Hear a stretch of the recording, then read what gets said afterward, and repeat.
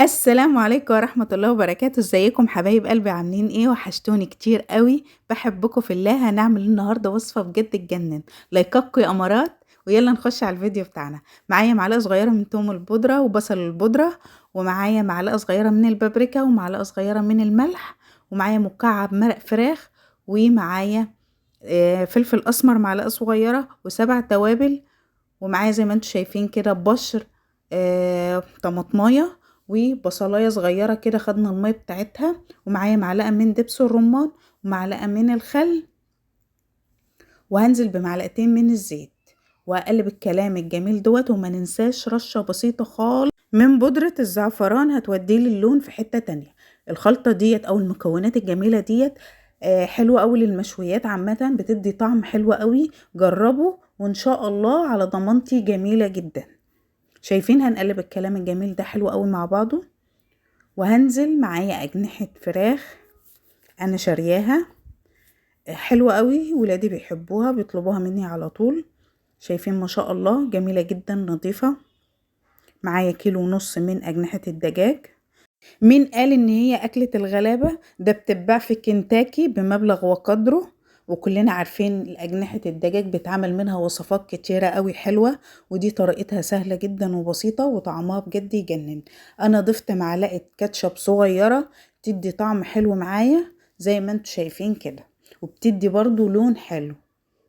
هقلب حلو قوي، هركنها جنبي حوالي ساعة او ساعتين، والافضل ان انت تعمليها التتبيلة دي وتبيتيها على بيات في التلاجة، بتدي تست وطعم حلو قوي. معايا بطاطسيتين مقطعاهم دواير بالشكل القمر اللي انتوا شايفينه دوت. نزلت عليهم برشة من الملح، ورشة من الفلفل الاسمر، ورشة من السبع توابل. هغلفهم ببعض كده وهفردهم في ارضية الصينية بتاعتي، وهنزل على الوش بالبصل بتاعي كده زي ما انتوا شايفين كده. هرصه وهفككه بالشكل القمر اللي انتوا شايفينه دوت. اهم حاجة منساش ان انا معلقة زيت في ارضية الصينية كده، وامسحها مسحة حلوة علشان الخضار بتاعي ما يلزقش. بس انا حبيت ان انا اسيب فيه صوص علشان الرز العيال يعرفوا ياكلوه. زي ما انتوا شايفين كده رصيت رصة من البطاطس، رصة من البصل، رصة من الطماطم جوليان او شرايح زي ما انتوا حابين، ومعايا فص ثوم قطعته شرايح كده خفيفة، ووزعتها على النص تدي ريحة وتست وطعم حلو قوي للخضار بتاعي. معايا العيدان بتاعة الشيش طاووق زي ما انتوا شايفين كده. هحاول ان انا ادخل الاجنحة زي الشيش طاووق في قلب الاسياخ بتاعة الشيش طاووق زي ما انتوا شايفين كده. بتدخل بكل سهولة مش صعبة، وتحكمي حلو وانتي بتدخلي الجناح علشان يديك الشكل الحلو في النهاية. هنعمل الكمية كلها زي ما انتوا شايفين كده في الاسياخ بتاعة الشيش طاووق، بتخش بكل سهولة. شايفين ما شاء الله على الجمال؟ حلوة قوي، وبجد طعمها وريحتها كانت الريحة بتاعتها كانت قلب الدنيا. جربوا الوصفة وياريت تكتبولي في التعليقات وتقولولي بتعملوها ازاي. وما تنسوش اللايكات يا امارات علشان الفيديو بتاعي يوصل لاكبر عدد ممكن. شايفين ما شاء الله على الجمال؟ ربنا يحسن ما بين ايدينا جميعا. ممكن تحطي فيه العود الشيش طاووق واحد اتنين او تلاتة على حسب ما هياخد منك.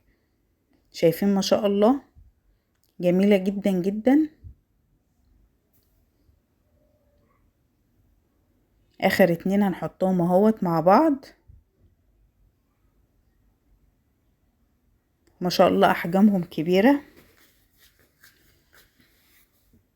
زي ما انتوا شايفين كده ما شاء الله. واحاول ان انا افردهم علشان يستووا معايا حلو بالشكل القمر اللي انتوا شايفينه دوت. والتتبيلة بتاعتي هنزلها على وش الاجنحة، وبفرشة كده هحاول ان انا اوزعها علشان تاخد مني اللون الحلو بتاع، يديني لون حلو كده بتاع الشوي زي ما انتوا شايفين كده بالفرشة. واحاول ان انا اوزع التتبيلة اللي احنا حطيناها على الوش زي ما انتوا شايفين كده.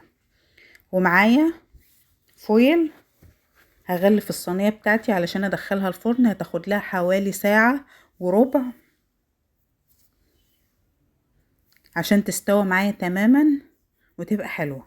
وبعد ما تستوى زي ما انتوا شايفين كده غلفتها حلو بالفويل، هدخلها الفرن هتاخد لها ساعة وربع.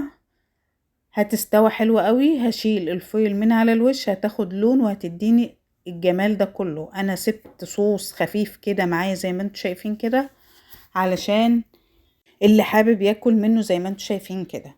وحطيت على الوش رشة بسيطة خالص من الكزبرة عشان تكسر اللون وتديني لون حلو. زي ما انتوا شايفين كده ما شاء الله جميلة جدا وريحتها قلب الدنيا وبألف هنا، وربنا يحسن ما بين ايديكم جميعا. شايفين ما شاء الله على الجمال واللون، مع رز بشعرية، مع عيش زي ما انتوا حابين تقدموها، مع سلطة خضراء او مع سلطة طحينة، بيبقى طعمها جميل جدا جدا. وما تنسوش اللايكات، واشوفكم في فيديو جديد ان شاء الله على خير، والسلام عليكم ورحمة الله وبركاته.